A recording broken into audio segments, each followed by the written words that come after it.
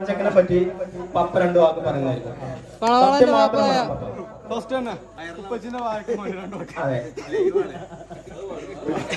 ഇപ്പച്ചിന്റെ സ്വന്തം നാളത്തെ പരിപാടി പ്രോഗ്രാം എങ്ങനെ കാര്യങ്ങൾ കൂടി ആദ്യത്തെ മോനാണ്. ബാപ്പാനെ ബാപ്പയാക്കിയതാണ് ഞാൻ.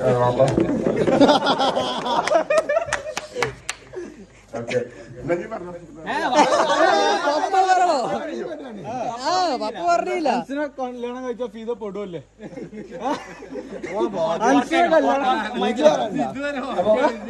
കല്യാണം കഴിച്ചാൽ ഫിദോ പെടുവല്ലേ?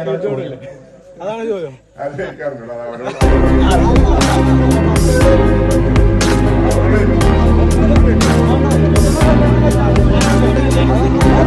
ഇത് പെടുന്ന സംശയം